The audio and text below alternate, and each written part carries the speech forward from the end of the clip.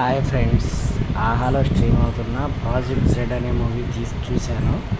అంటే ఈ మూవీ సందీప్ కిషన్, లావణ్య త్రిపాఠి తీసిన సినిమా. కాకపోతే ఇది కొన్ని రోజుల క్రితం, అంటే కొన్ని సంవత్సరాల క్రితం షూట్ చేసిన మూవీలా ఉంది.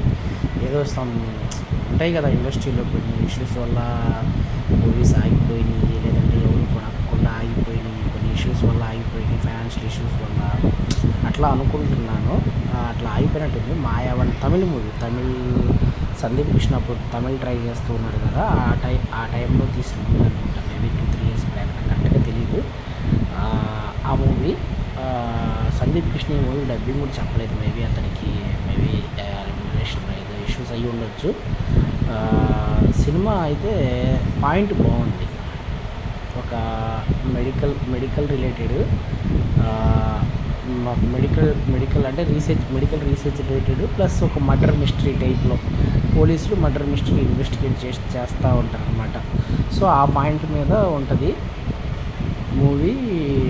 కాకపోతే కొంచెం అంత ఎంగేజింగ్గా లేదు, కొంచెం స్లోగా ఉంది, కానీ ఇట్స్ ఓకే. కాకపోతే కొంచెం 2-3 years బ్యాక్ తీశారు, ఇది ఎప్పుడో 4-5 years బ్యాక్ తీసిన మూవీ అని మనకు అనిపిస్తుంది అనమాట. కానీ ప్రొడక్షన్ వాల్యూస్ అలా కొంచెం బాగలేవు అనిపించింది. ఎందుకంటే 4-5 years బ్యాక్ కదా, కొంచెం అవుట్డేటెడ్లా అనిపించింది. కానీ పాయింట్ మాత్రం చాలా బాగుంది. సో సందీప్ కిషన్ రోల్ బాగానే ఉంది. కాకపోతే డబ్బింగ్ అతను చెప్పలేదు కాబట్టి మనం అంతగా కనెక్ట్ అవ్వలేకపోయాము. లావణ్య త్రిపాఠి రోలు కొంచెం చిన్నదే. సో ఇంకా వేరే క్యారెక్టర్స్ చేసిన జాకీ ష్రాఫ్ కానీ వాళ్ళందరూ బాగా చేశారు.